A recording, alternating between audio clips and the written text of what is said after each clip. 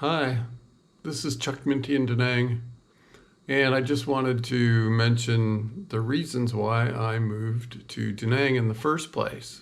Mostly, it was the motivation was to get out of the US, to find a place that's way more sane in terms of affordability and ease of living and with way fewer hassles. And I started looking, and one of my, favorite people, I'm a huge fan of Anthony Bourdain, still am, even though he offed himself. And that was tragic. I was in the basement of a giant albergue in Santiago de Compostela when I found out about that. I had just finished my Camino in 2018, and that was like really sad. And I was on my way here to Vietnam.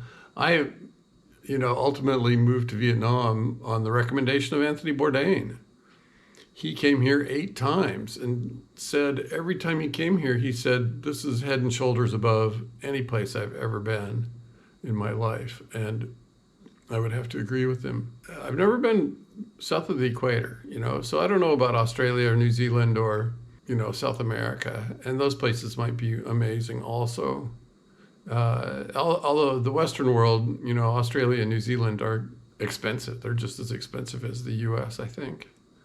And so that's one of the other beautiful, wonderful reasons about being here is that it's so affordable. I live not like a king and not like a super rich person, but I do quite well in terms of stretching my monthly Social Security budget here. And I never feel pinched for money.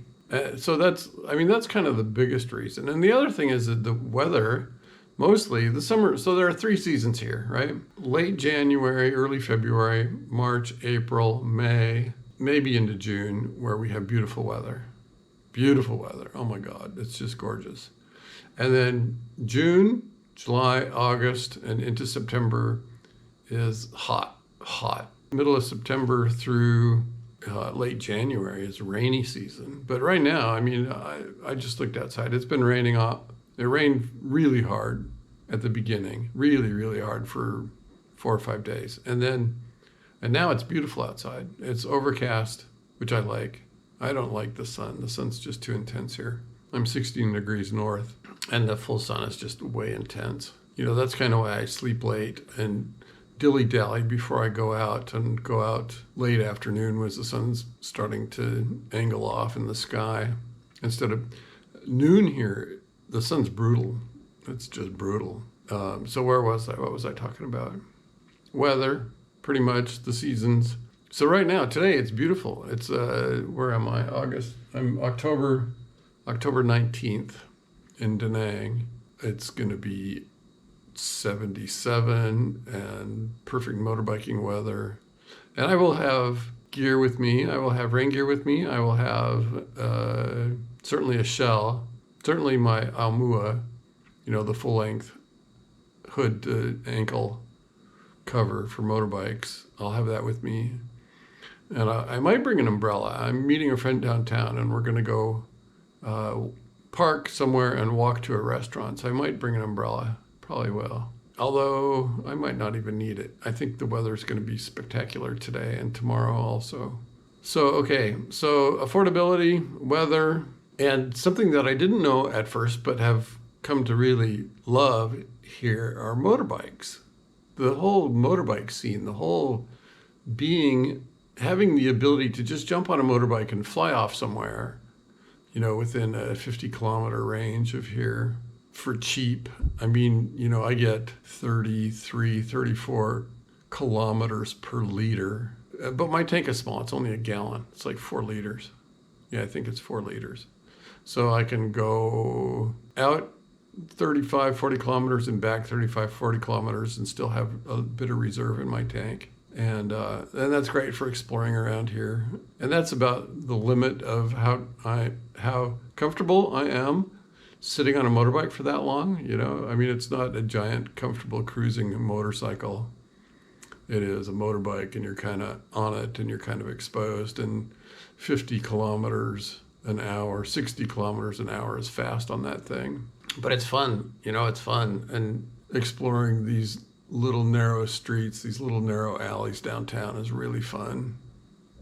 Okay, so weather, affordability, motorbikes, the beach. I've never lived in a beach town before, and this is the first time. And, the beach is really fabulous when you first get here. It's like, wow, the beach, it's so fabulous. And you spend a lot of time on the beach, and then it's kind of like, well, I prefer the river, actually. The river is way more interesting. There's architecture on both sides.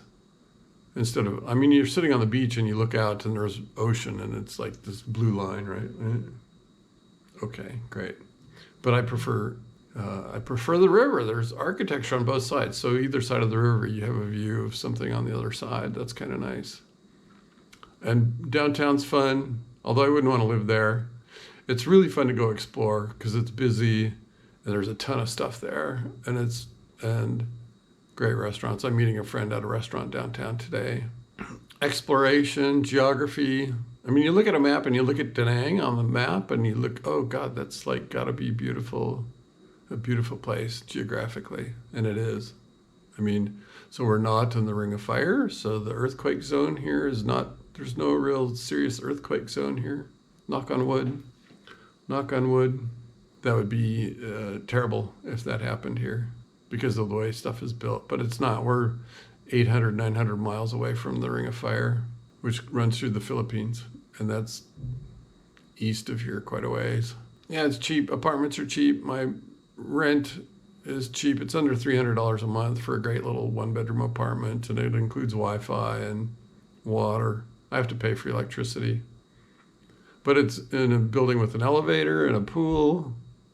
And the only thing that I don't really love about this building is that it's on a really busy street. And so that's kind of awful. It's not so awful that it would cause me to move since I've been here for a year, but it's kind of awful.